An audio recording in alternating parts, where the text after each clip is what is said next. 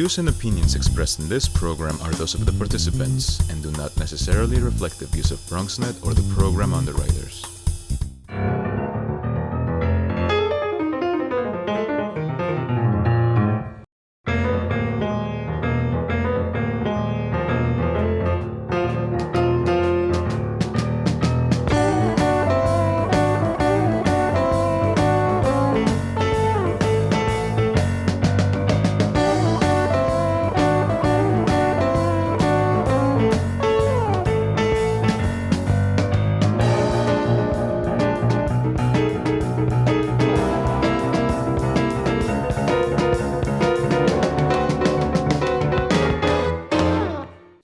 Good evening and welcome to BronxTalk. Tonight we have a very special guest, and I told him before the show, and I'm going to reveal to the audience, that when people ask me, who would you always want to have on the program? And one of the answers is and has been Robert Abrams. And so before I introduce him to you, New York State Assembly from 66 to 69, Bronx Borough President from 1970 to 1978, New York State Attorney General from 1979 to 1993, and, drumroll please, the author of this excellent new book about the Bronx and about New York City and New York State, The Luckiest Guy in the World. We will find out here on the program if he is the luckiest guy in the world. I'm going to introduce him as the original Bronx progressive, and then we're going to find out if I'm accurate about that. Ladies and gentlemen, Robert Abrams. Nice to have you with us, Mr. Abrams. Gary, you're so generous. You're so nice. I very much appreciate everything you say. Well, you know, we talk show hosts. We sweet talk you, and then we take care of you along the way. Yeah, I'm waiting. Anyway, but I want to get into this idea of the original progressive. Right now, progressive politics in the Bronx, as always, is happening, and we can talk about the shifts that are happening, but you are at the forefront of healthcare in the South Bronx, LGBT rights. You championed the environment, antitrust legislation. You took on corporations, women's rights, an unabashed supporter of George McGovern, who you brought to the Bronx, and I was there at Clinton that night, Ted Kennedy, Michael Dukakis. Am I right? Are you the original Bronx progressive, or from your perspective, were there people before you who you modeled some of your ideas after? Well, there was a guy named Leo Isaacson. He was, I think, a congressman who ran under the banner of the American Labor Party. That was a pretty left party. That was left of the Democratic Party and left of the Liberal Party. My father was a strong supporter of Vito Marcantonio. He was a congressman from Harlem, or Spanish Harlem, East Harlem. And actually, you know, so I was a liberal and a progressive. You left out one thing on that one. I ran out of fingers. Go ahead. What do you got? And that was, I was a big advocate of free subways and buses, free fare. You know, the New York Times had an editorial, abolish the turnstiles. They actually, you know, a lot of people thought that was frivolous. How can you have free subways? And I argued at the time, and I still believe today, of course you can have free subways. You know, you go to the park, you don't put in a token to get into the park. If you need police service or fire protection, or you know, you call the fire department, they come, they don't charge you $79.95 to put out the little fire or to answer your call.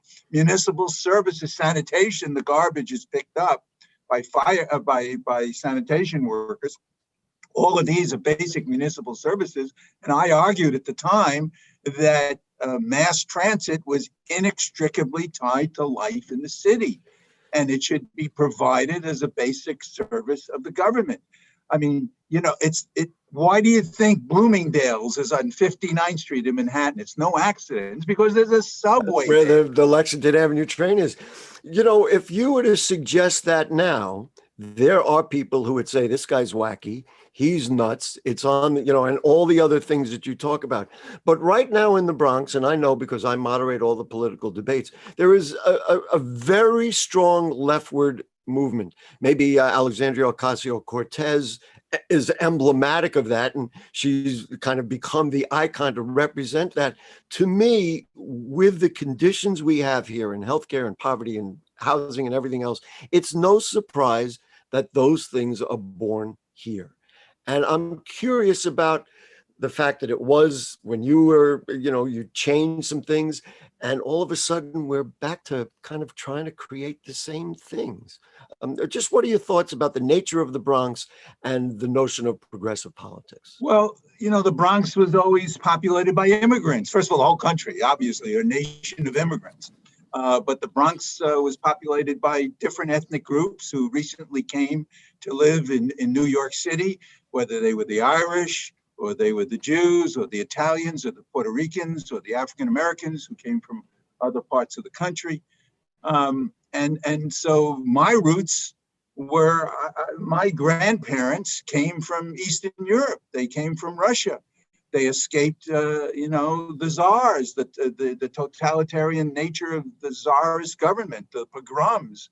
They came to this, what they called the Golden Medina, the Golden Land, this country that welcomed people and provided freedom. And so, that's where I think because when I grew up, my father was the son of these immigrants, and he was always for the little guy. He was always an advocate for, for labor unions and workers' rights. And I guess I was inculcated with those values. I think current Bronxites would relate to that and say, well, wait a minute. It's not like we were the only ones kind of thing. I think it's really important to understand the roots in our borough. One of the things that all of the candidates who are quote unquote insurgent candidates or alternative candidates, call them whatever you want, one of the things they talk about is fighting a political machine. Now, you talk openly about in the book about, machine politics. You challenged the Democratic Party to get in the assembly. You were on the Liberal Party, which of course now doesn't exist, but there was then a core Liberal Party. Do you see machine politics the same way now in the Bronx or anywhere as you did then, or is it a different type? Now, you talked about no-show jobs. Maybe there's machine politics. I don't know that we have no-show jobs in government right now. Maybe I'm being naive. What are your thoughts? Well, the machine politics, unfortunately, has always been there. And I think, unfortunately, may well be there for forever, and what you've got to do is constantly purge the system from abuses. And there were a lot of things that were wrong with the machine. No-show jobs was just one of them. Another one was cronyism. People who belong to the political clubs of the machines, those are the ones who got the nominations for public office, for judgeships. And so here I was, a 27-year-old kid, 2 years out of law school. From Pelham Parkway. Yeah, right. From Pelham Parkway, I challenged my local assemblyman, a 17-year incumbent, who was the chairman of the most powerful committee in the assembly, the Ways and Means Committee. And lo and behold, I won. I had no money. I didn't know the right people. I didn't do polling. I didn't do radio or TV broadcasting. I had no resources to do that. No Zoom calls. I had ordinary citizens. I just had my neighbors, my family, my neighbors, to go out and I shook hands. I worked hard. I went to the subway stops in the morning and shook everybody's hand who was going to work. And then I was there at night when they came back from work. And during the day, I was in the parks.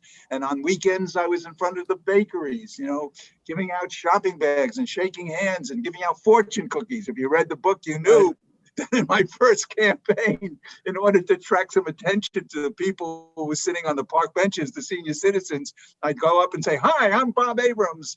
I'm the Reform Independent Democratic candidate running for the state assembly. And I'd like your support. By the way, you want a fortune cookie?" A fortune cookie. Who could turn that down? By the way, folks, the book is The Luckiest Guy in the World, and we'll find out why he thinks he is.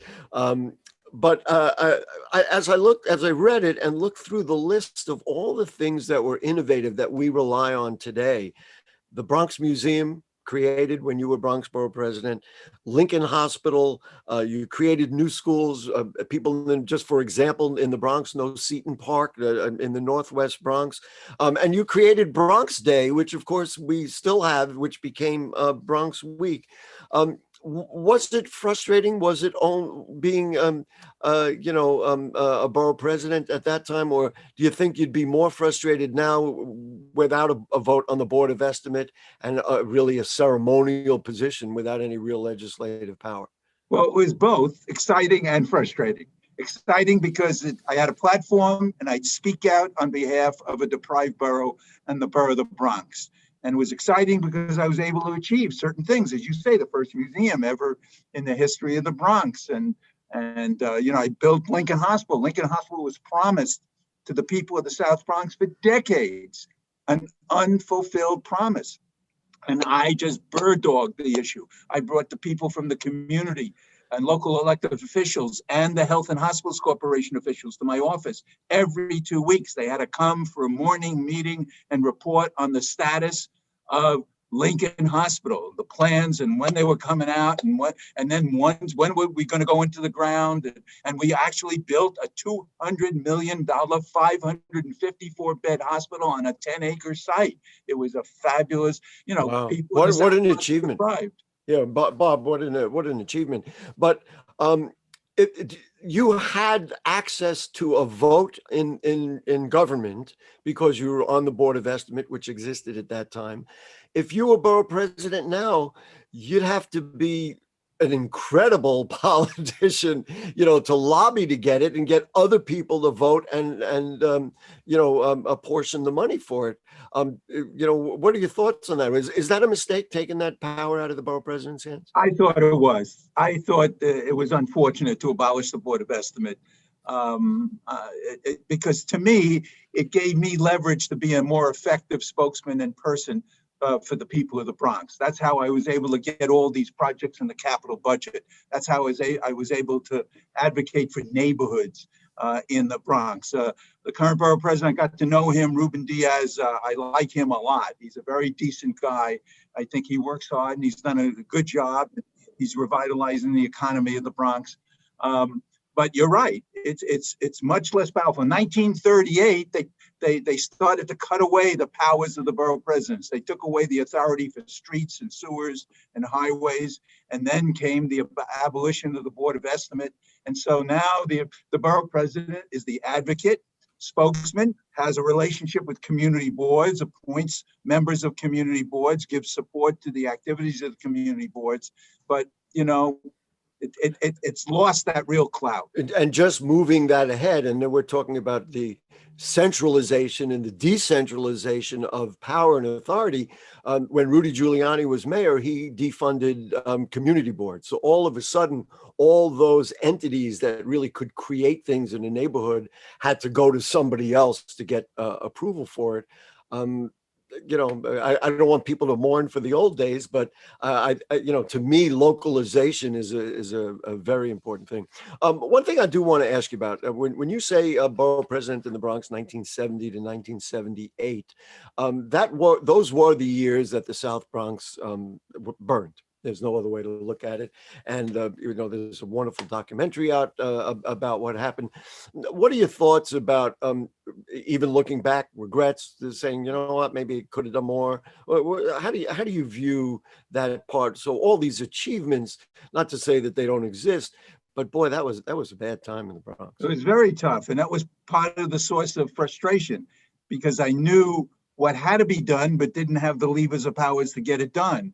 The kinds of changes in housing, the kind of commitment to services into the district, the kind of neighborhood police protection that we desperately needed. The people see a county official, the head of a county, as a county executive. In virtually every county in the country, certainly in New York State, the county executive has executive powers. But in New York City, the borough president doesn't. So, we try to do as much as possible. And maybe those were some of the regrets that I had, that I saw deterioration and I wasn't able to totally contain it. I did the best I possibly could. You talk about Bronx Day. I try to harmonize the communities. I was rummaging through some papers in the office of borough president one day, and I saw that a guy named James J. Lyons, who was the borough president of the Bronx for 28 years, had something called Bronx Day. And then it stopped for about 25, 30 years. I said, Bronx Day, wait a minute. this may be a good idea because I'm Yeah. trying to bring the Bronx together. You know, we had a little bit of tension, different groups, different neighborhoods, one community board feeling that they got more than the community board next to them. Well, that certainly exists nowadays. You know that's the case. Those kinds of inequities. Let's just move ahead because there's so. Listen, we could do 4 hours here, but we don't have 4 hours. Let's just move ahead and talk a little bit about your career as Attorney General. You were the first Democratic Attorney General in decades. Let's be clear about that. And you really took on the bigs. I mean, the antitrust work that you did, the Love Canal expose that was a fighter for environmental issues, which it's like, where are these people now? So why don't you talk a little bit about what you did, what your agenda was, and how it turned out from your perspective? Well, I brought my activist philosophy to the Office of Attorney General. I thought this was a fabulous office, and I thought it was an interesting office in the sense that depending upon who occupies it, you can help mold and shape it. And I was there during a certain period of time when Ronald Reagan was president, and he put the watchdogs to sleep, the environmental protection watchdog, the consumer protection watchdog. And so the problems magnified and they came to the doorstep of the states. And when I became a president of the National Association of Attorneys General, I said, let us all work together. Those which are big states together with small states, those attorneys general who are Democrats or Republicans, those from the East, West, North, and South, it doesn't matter. We have a common interest of trying to enforce the law to protect the rights of people. And we did things that were unprecedented. We expanded the role of the Office of Attorney General. We started multi-state investigations and multi-state prosecutions. And when I left office, that continued on. And 42 states, or 46 states, did the tobacco investigation. And together they had a settlement and resolution of $220 billion that went to the treasuries of the states, and reform of the way in which the tobacco companies could misleadingly market their product. They didn't warn people about the hazards or how you can get cancer. And so, the Office of Attorney General became a real protector, frontline protector of people's rights. And that's the way it is today under Tish James and attorneys general across the country. Well, I was going to ask you about that across the country. You talk about 46 attorneys general being on the same page. Is it possible to do that given the nature of politics in this day and age? Do you think that you could get the attorneys general together on an issue? I almost can't imagine it with the kind of disagreement there are on fundamental issues like the environment and on marriage equality and women's rights and things like that. What are your thoughts about that? Gary, it's harder. You're right. This is a different atmosphere. Rats, I was hoping you'd give me a different answer, but I didn't think there was one. It's not impossible, but it's harder. I mean, there's a poisonous atmosphere out there. And I look, you see it with the president now. He's reached out the hand of goodwill to the Republicans and saying, look, let's put together an infrastructure bill. And somehow they can't get together. You can't have goodwill. Look, voting rights. Look at the diminution of people's rights that are taking place now, and the opportunity to pass the John Lewis legislation that's pending in Washington. So this is a very tough atmosphere, and it's vitriolic. It gets personal with all the kinds of attack ads that are on radio and television, on the internet. We're seeing it. So it is harder, but it's not impossible. That's why my book is a positive book. I say you can't get disillusioned. You can't drop out. You got to roll up your sleeves, jump in. Young people, others who have never been involved in politics, bring your idealism, bring your energy, bring your enthusiasm, and help change the process. I was thinking about the antitrust work that you did and that going after corporations. Then I look at the what we've got now with health insurance companies, with cable television. And I'm wondering if there's anything in your mind that you look at. I mean, what was it, the merger of T-Mobile and AT&T? Do you look at anything now and say, you know what, if I was around, I might, if I was still active in that way, I might go and investigate this industry and say, let's see if this is not really the best thing for the people of America. Gary, you talk about a subject that I have a chapter on in the book where I say, I'm well aware.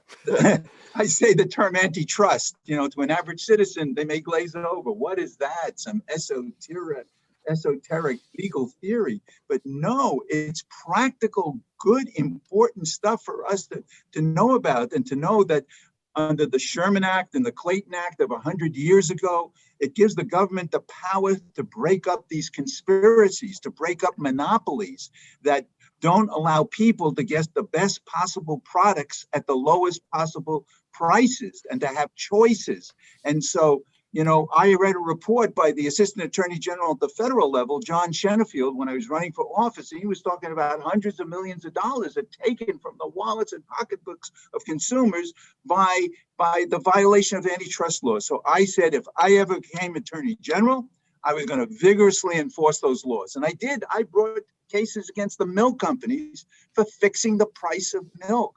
And I was excited about that because here was a product that was uniform.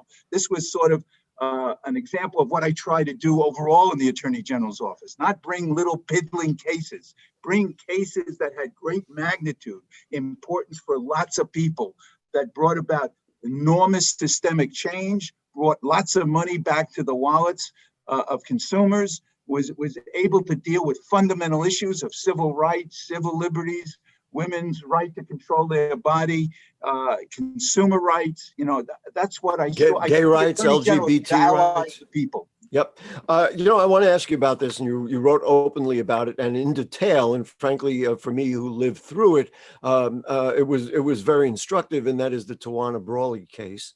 How early in the process, even though, of course, you couldn't publicly say it, were you aware that, you know what, this just doesn't work? It's not, this isn't really what happened. Were you aware early on, and then you were just kind of watching the investigation go? Or did you say you had an open mind and you said, well, some of this doesn't add up, let's wait and see?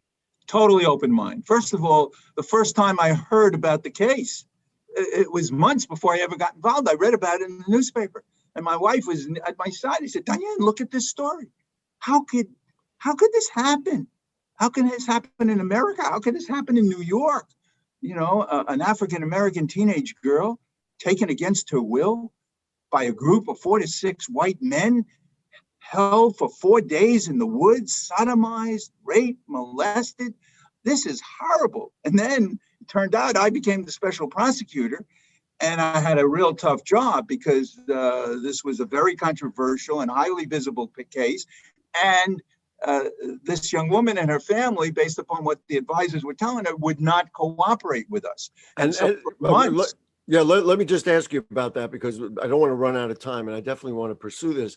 So I'm sure, I'm guessing, I guess, I believe that they knew that this was a hoax and couldn't let go of it because, for political purposes, right or wrong, they believed this was really something to show. And of course, how ironic for you, who was a fighter for equal rights, who certainly would be horrified about anything like this. I mean, you're way far from the KKK, which unfortunately is still there. And yet you were accused of being the enemy. That must have been a very difficult thing when you say, look, I'm just trying to get this done right. And then they made up stories. I mean, then they just, it really is Trumpism on the other side. It was tough. It was very tough. The public threats, the not so public threats. But in the end, we pieced it all together. 6,000 pages of testimony before the grand jury, 250 witnesses, 175 exhibits. we found out that that the story was not true. It was That she had a problem with a stepfather, and she was coming home late, and she was afraid to go home, and she had to concoct a story. But all the objective evidence, this is what really convinced editorial boards here in New York State and across the country, and fair-minded people. This is what convinced them. There was no sign of any abuse to her. There was no sign of any violation of her body. There was, she said she was out for 4 days. It was cold weather, no sign of exposure, no sign of malnutrition. And she was seen in and around a vacant apartment that a family had left a few months before, where she was found, and all of the. It just didn't add up to what the story was. I'm just curious, and then I want to move on. And now Al Sharpton, he was not an attorney, so he couldn't suffer the kinds of penalties that Alton Maddox and Vernon Mason did. Right. Now he's a fighter. He's always been a fighter for the same things you fight for. Do you have a relationship with him? Do you have respect for him? Is it water under the bridge? Do you hold a grudge? Does he hold a grudge? Or is it just, who knows? I don't even know how to characterize it. Well, he acted very irresponsibly in the course of that whole proceeding. In the intervening quarter of a century and intervening 25 years or so, I think he has been on the front line of some important issues. Look, this is a big time and legitimate issue. Abuse of police by members of the minority community, in particular the African American community, as we have seen, the kind of unnecessary death and terrible things that are happening to families and to people in communities across the country. So I do give him credit for helping to mobilize and galvanize people on an important issue. Let's do one thing. And there are photos in the book. You've been photographed with so many incredible people. Even the picture of David Dinkins and you in the State Assembly, he looks like a teenager. George McGovern, there are just pictures with everybody. Is there one moment that makes you say, boy, that was really great? I love the anecdote about Cesar Chavez in the book. I was just going to mention that one. Okay. Oh, there you go. Well, you want to say it? Take about 30 seconds, and then we're going to wrap it up, and we're going to do one other important thing. I was going to mention that because I got a call one day from a labor leader and said, would you like to meet Cesar Chavez? I said, of course, because, I admire him so tremendously. He said, but he's coming to the Bronx terminal market. He's going to be there, or the Hunts Point market. He's going to be there at 4 o'clock in the morning. I said, I don't care what hour I'm going to be there. So I go there and I meet. And as I'm standing at the appointed place, I see a crowd coming near me, and there is Cesar Chavez. And I reach out my hand and I said, Mr. Chavez, it's an honor, a pleasure to meet you. And he said, and he said, please, I'm honored. You're my hero. I said, what are you talking about? So here's what I want to know. It's an incredible little anecdote that you tell. Why are you the luckiest guy in the world, and where did that come from? I could tell the story, but if you can give us 30 seconds and tell the story, that'd be great. Well, I feel I'm lucky because I'm surrounded by a great family, a wife of 46 years. I have 2 wonderful daughters and 8 terrific grandchildren. And I've had an opportunity to do some meaningful things, exciting things, been on the front line of all the crucial issues of our time. So, But you tell the story that you survived a car accident, and that you walked away and said, you know what, I'm the luckiest guy in the world. And I survived cancer 12 years ago. Wow. Severe abdominal cancer. So there are multiple strains as to why I consider myself very lucky. Real quick, listen, congratulations. The Robert Abrams Building for Law and Justice will stand for eternity. It is a tremendous testimony to you and your work and your commitment. I'm just curious, last controversial question, is Roe v. Wade in trouble? Unfortunately, I think it's threatened. Wow. Because of the packing of the court with right-wing conservatives and the kinds of cases that they're asking to bring up. And one hopes that they're going to do the right thing and leave Robert Abrams. We got settled law. We got to go. Listen, this has been an absolute pleasure. We're going to have you back because I'm going to have you comment on all different kinds of things as we go forward. Thank you so much, folks, ladies and gentlemen. He's the luckiest guy. You thought it was you. You were wrong. It's him. Robert Abrams, the luckiest guy in the world. Pick up the book if you love New York. this is what you got to read. Bob Abrams, thank you so much. And Thanks, we'll Gary. see you around town. I agree. I agree. All right. Good to be with you. All right, folks, we'll see you next week. Good night.